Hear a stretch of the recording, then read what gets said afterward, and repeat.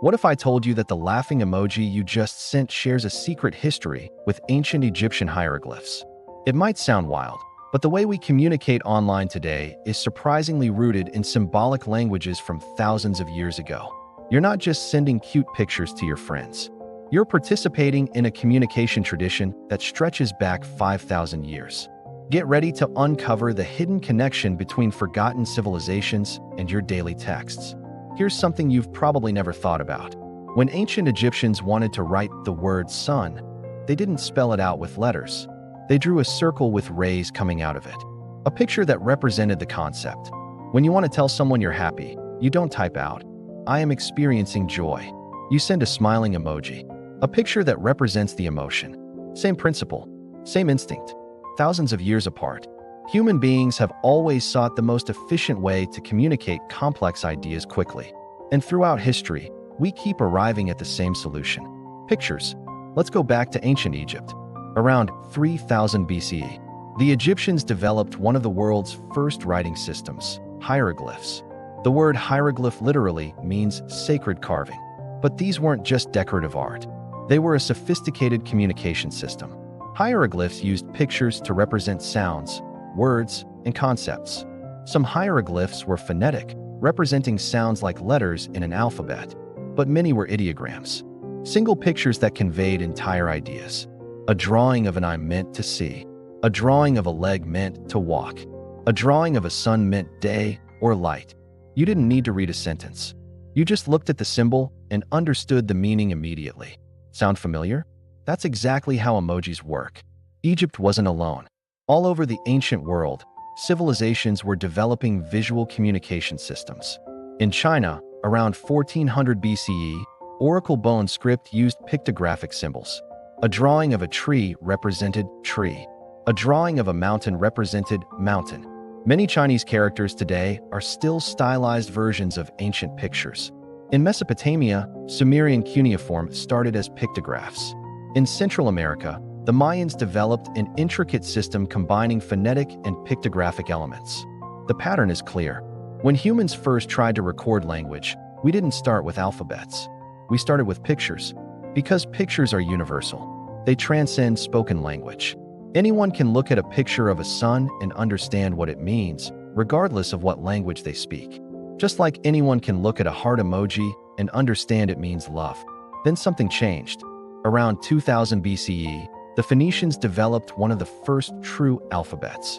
Instead of using pictures to represent whole words, they used symbols to represent individual sounds. This was revolutionary. It was more flexible. It could represent abstract concepts that were hard to draw. The alphabet spread. Greek adopted it. Latin adopted it. Eventually, most of the world adopted alphabetic writing systems. Pictures fell out of favor for serious writing. By the Roman era, almost no one could read Egyptian hieroglyphs anymore. The knowledge was lost for over 1,000 years. Writing became purely abstract. Symbols that represented sounds, not meanings. We abandoned the picture. For about 4,000 years, that's how it stayed. Until 1999. When Shigetaka Kurita created the first digital emojis in Japan, he probably wasn't thinking about ancient Egypt. He was solving a practical problem.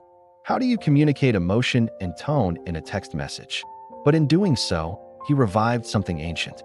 He brought back the ideogram, a single picture that conveys meaning instantly, without needing to be read in the traditional sense. Look at the fire symbol. You see it and understand. Heat, energy, excellence, something impressive. Just like an ancient Egyptian would see their fire hieroglyph and understand. Heat, cooking, light. Same concept, same visual shorthand. Or consider the skull symbol. Ancient Egyptians also used skull symbols in their writing and art to represent death and transformation. Here's what's remarkable about both hieroglyphs and emojis. They work across language barriers.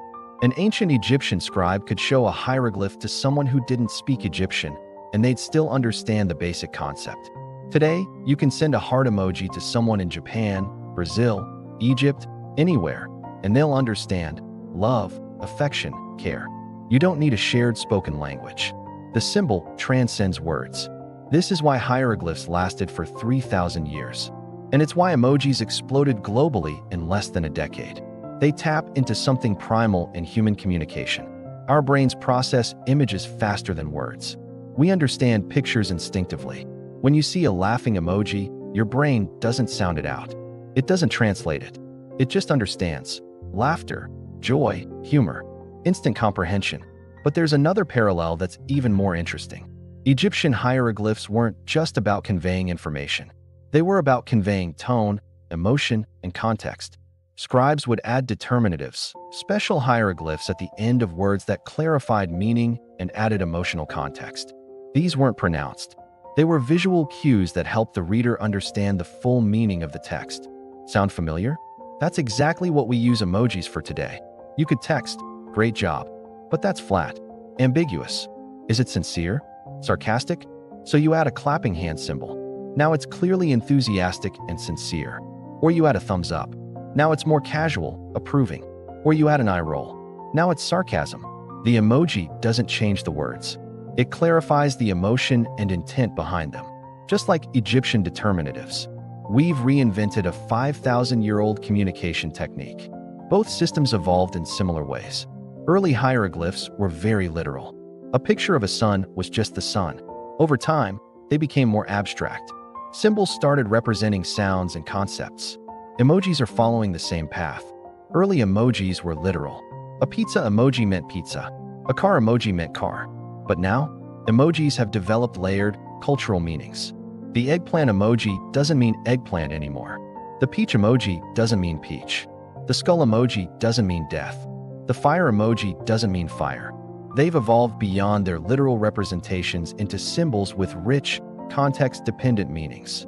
Just like hieroglyphs did thousands of years ago, we're watching language evolution happen in real time, and it's following the same patterns that ancient writing systems followed. Here's what's fascinating about both hieroglyphs and modern digital communication. Neither system abandoned phonetic writing entirely. The Egyptians used a combination. Some hieroglyphs were phonetic, others were ideographic. Together, they created a rich, flexible writing system. We're doing the same thing today. We still use alphabetic text for most communication, but we layer emojis on top to add nuance, emotion, and quick visual meaning. We've created a hybrid system. Words for precision and complexity. Emojis for emotion and speed. The Egyptians understood this. That's why their writing system lasted 3 millennia. And we're rediscovering it now. So the next time you send an emoji, remember, you're not just using a modern invention. You're participating in a communication tradition that stretches back to the pyramids, to scribes in ancient Egypt carefully carving symbols into stone, to Chinese scholars painting characters that began as pictures, to Mayan priests recording history in glyphs. You're part of an unbroken chain of humans trying to communicate complex ideas quickly and clearly. The technology changes. Stone becomes papyrus, becomes paper, becomes screens. But the instinct remains the same. Show, don't just tell. Use pictures to convey what words can't quite capture. The laughing emoji and Egyptian hieroglyphs aren't just similar by coincidence. They're expressions of the same fundamental human need: to communicate quickly, clearly, emotionally, to transcend the limitations of spoken language, to create symbols that anyone can understand at a glance. 5,000 years ago, that meant carving pictures into stone. Today, it means tapping emojis on a screen. Different technology, same idea. Ancient wisdom, modern application. Every emoji has a story. This one goes back to the beginning of written language itself.